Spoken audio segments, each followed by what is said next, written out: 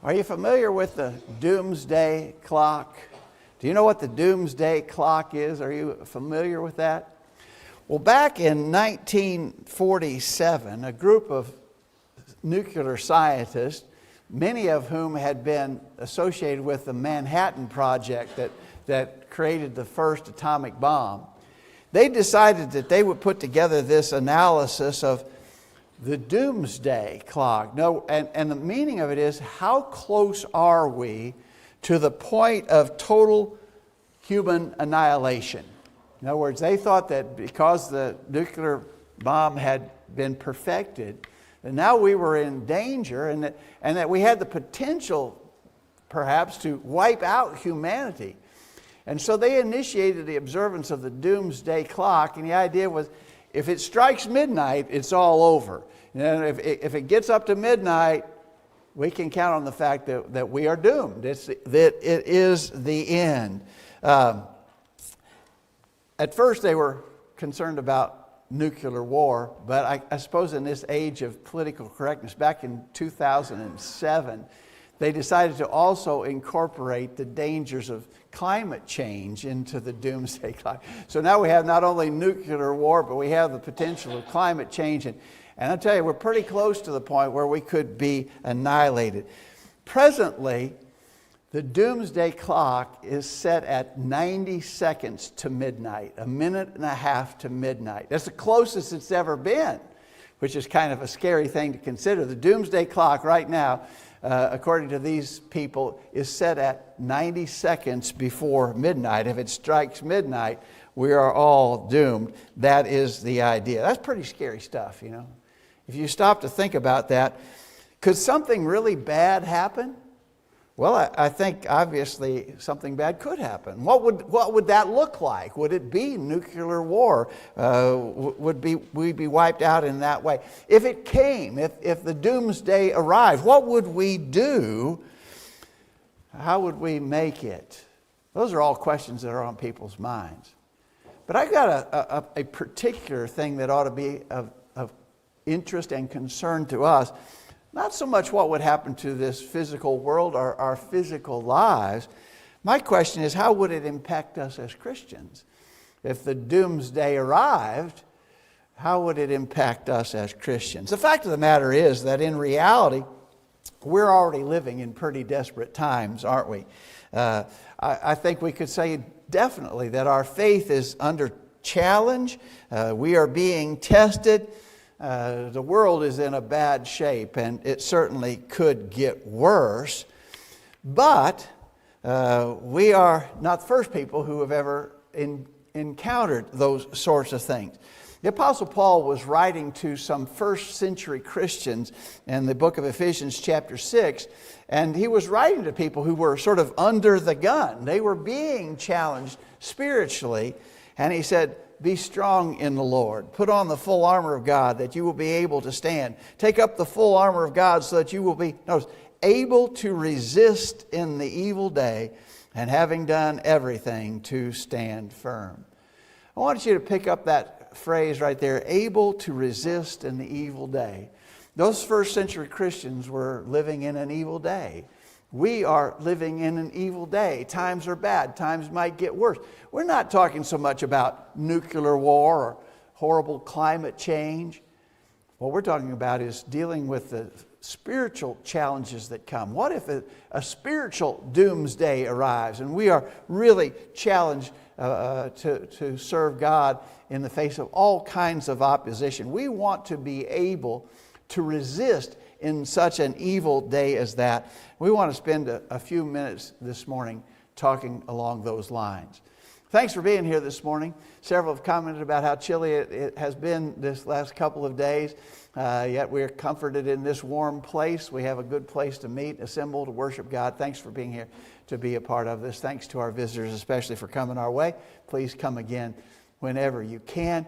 Let's talk about able to resist in the evil day. We're in an evil day, but we're not the first. As we said, Paul addressed that expression to Christians 2,000 years ago who were living in an evil day. We've got to be able to stand no matter what comes. What if there was a nuclear war? What if there were other disasters that came our way? Or what if simply religious persecution became worse than it is now? We've lived in relative open freedom all of our lives. What if that changes? How will we be able to resist in an evil day? So let's talk about that. I think I've locked up on this thing here. I may have to restart that. Let's see if we can get going here again.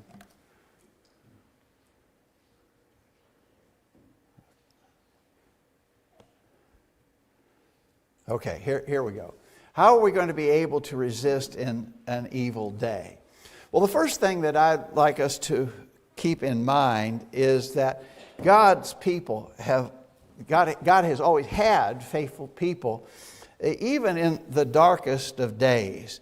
As we said, there's always been hard, testing times for God's people.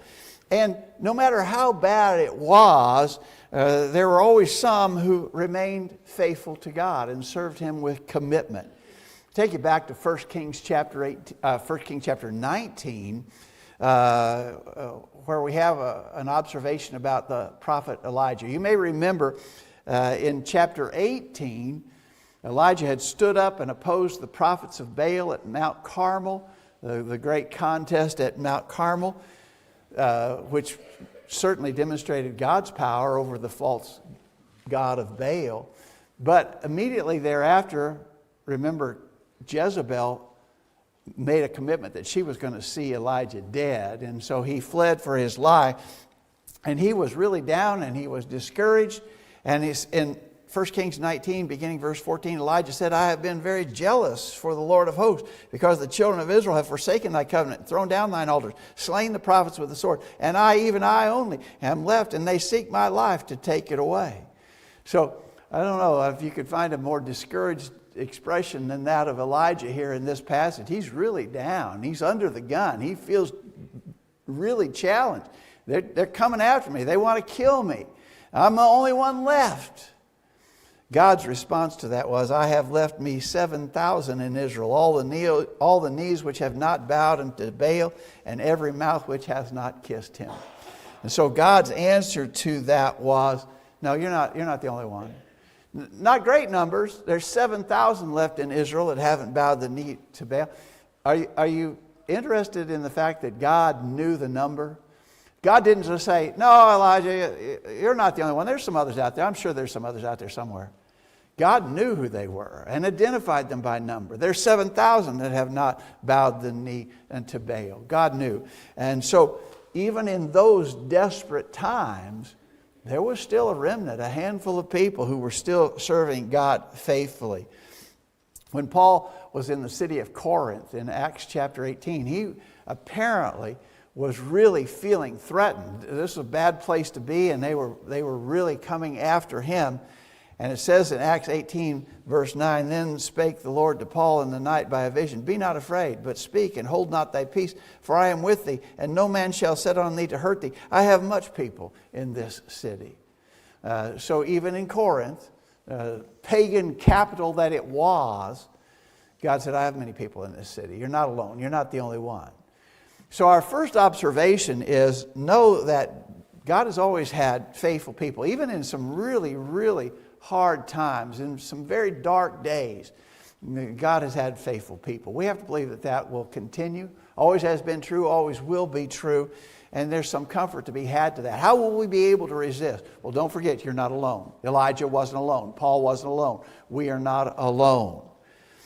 But having made that point, the flip side of that is that the reality is many are going to follow the easy path to destruction. And so, as we said, we're blessed to know lots of faithful people today and to be among faithful people. People who, like God's faithful all through the ages, are continuing to serve Him even in hard times. They're going to keep doing that. But we know that the majority will follow the easy path to destruction. You remember Jesus' famous words in the Sermon on the Mount, Matthew 7, verse 13. Enter ye in at the strait gate, for wide is the gate, and broad is the way that leadeth to destruction, and many there be which go in thereat. because straight is the gate and narrow is the way which leadeth unto life, and few there be that find it. You know, Jesus said that. That's not our opinion. That's not our think so. We're not trying to hold some exclusive idea in mind that we're among the few, when in fact God is going to pretty much accept everybody. The religious world says God's going to accept everybody. We say, no, there'll only be a few who will be saved ultimately. Well, how do you know that? Because Jesus said that. That's not our opinion. That's not our think so. It's always been so that there are few who will faithfully serve God. And as times get bad, as times get worse and worse, we need to accept the reality that there are going to be a lot of people who will fall away. There'll be a lot of people who will take the easy path to destruction. That's just reality. It's always been that way. There's always been a faithful few, but there's always been the majority that have taken the easy way out. And we need to be prepared for that. We need to teach our families and our friends about God and His truth. So, again, our question is, how will we be able to resist in that evil day? Well, one of the very important things is teach your families and teach all those that you have an ability to influence. As we've said so often, our sort of realm of influence is fairly limited, right? I don't have any input at Washington, D.C. I don't have any input in Nashville, Tennessee.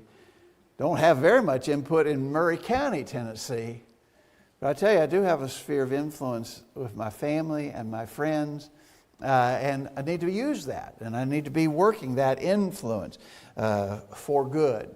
Helping build up those around me for the evil day that may be coming upon us. We admire Joshua. We make reference to him fairly often. And this verse in Joshua, beginning chapter 2, verse 7, it says, the people served the Lord all the days of Joshua and all the days of the elders that outlived Joshua, who had seen all the great works of the Lord that he did for Israel. So Joshua was a great man, and it's kind of interesting that his influence remained even after his death. Notice all the elders that outlived Joshua were still being positively influenced by what he had done. But as that text goes on, it says, Joshua the son of Nun, the servant of the Lord, died, and there arose another generation after them, which knew not the Lord, nor yet the works which he had done for Israel. And they forsook the Lord God of their fathers, which brought them out of the land of Egypt, and followed other gods. And the anger of the Lord was hot against Israel, and he delivered them into the hands of spoilers that spoiled them, so that they could not any longer stand before their enemies. I want to draw your attention to another generation. And it's been often pointed out, we're just a generation away from apostasy. It only takes one generation that fails to teach and influence their children. You know, Joshua did well. And because he had been such a strong, powerful character, serving the Lord with full commitment and devotion, his influence outlived him. But there came another generation after them. Notice, they knew not the Lord. Well, why wouldn't they know the Lord? Because they hadn't been taught, they hadn't been instructed. And so they fell away, and the Lord allowed them to be punished. As we said, we're just one generation away from an apostasy. If we fail to teach and influence our families and our friends, what about us? Couldn't that happen to us? And I think the answer is absolutely yes. You know well Ephesians 6 verse 4, ye fathers provoke not your children to wrath, but bring them up in the nurture and admonition of the Lord. That's a great responsibility. I think just kind of an overwhelming kind of thought to think of the job you have to do as parents. You've got to do that job. Don't fail to do that job. And so if we're going to be able to resist in the evil day, a lot of that's going to be because we were using our influence, limited as it may be. We don't have influence in the world capitals, but we have influences in our homes and with our friends, and we need to use those influences. If we're going to stand in the evil day, we need to build up strong relationships with righteous people. I want to make a really bold statement right here. Right here assembled in this room this morning are some of the best people in the world. Right here assembled in this room this morning are some of the best people in our community. These are good people. You're around good people. And what you need to do is get close, build positive, encouraging, helpful relationships. These are good people. You need to have strong relationships with these people, because no matter what comes in the future, and it could be bad, there could be evil days coming, worse than they are already. And it will be very important to have close bonds with good people. You know, I'm concerned sometimes that Christians don't see the value of that, and often act to tear down rather than to build up. They often act to discourage rather than encouraging one another, and that's a sad thing. Build strong relationships with righteous people. Romans 12, verse 10, be kindly affectioned one to another with brotherly love, in honor, preferring one another. I believe we can work on that. We should work on that. We need to build those strong ties. In Romans 15, verse 14, Paul says, concerning you, my brethren, I myself also am convinced that you yourselves are full of goodness, filled with all knowledge, and, notice, able also to admonish one another. We can be a great help to each other, but we got to have that relationship. We got to have those relationships built before the evil day comes. And so I would encourage you, build strong relationships with righteous people. Another point to make in regards to this standing in the evil day is take a stand. Speak up for God. You know, presently we have lots of opportunities to tell others about salvation in Christ Jesus. And thankfully, at this point in time, we are not limited. You know, they haven't cracked down on us and say, you can't say that, you can't do that. Now, again, and some of us have speculated, you know, that day could come. It could come soon. We don't know. We don't know what the future may hold. Right now, we have the opportunity and ability to speak up for God, and we need to do that. Fact of the matter is, we'll need to do that even in the evil day. We'll have to speak up for God and not be ashamed. We possess the truth of God that can save men's souls, and we need to be sharing that now while it's easy to do so, and even in the future if it becomes harder to do so, we need to take a stand and speak up for God. In Psalm 119, verse 46, the psalmist said, I will speak of thy testimonies also before kings, and will not be ashamed. I wonder if we would ever have that chance to speak before kings or presidents or senators or congressmen, whoever. Speak up. Do not be ashamed. In Romans chapter 1, verse 16, Paul famously said, I'm not ashamed of the gospel of Christ, for it is the power of God unto salvation to everyone that believeth, to the Jew first and also to the Greek. You know, I'm sure there were some people who would have told Paul, tone it down, man. Keep quiet. You're just poking the beehive here as you keep proclaiming this message. And it's already, by the way, Paul, it's already gotten you in a whole lot of trouble. Why don't you just back off a little bit? Paul, of course, would not do that, and we cannot do that either. We need to speak up now while we can. We need to speak up in the future if they make it harder to do so. Stand up. Take a stand for God. In Mark chapter 8, verse 38, remember the warning of Jesus, whosoever therefore shall be ashamed of me and of my words in this adulterous and sinful generation, of him also shall the Son of Man be ashamed when he cometh in the glory of his Father with the holy angels. If we're ashamed of him now, he'll be ashamed of us in judgment. We need to know that that is the case. So take a stand. Speak up for God. And then, may I finally suggest we need to continually, faithfully serve God. That's what we've got to do. I mean, that needs to characterize us. What kind of times are we living in? What will they be like in the future? I mean, define those things any way you want. Predict the future as best as you can, but no matter what happens, we have to be faithfully serving God. That's what we've got to do.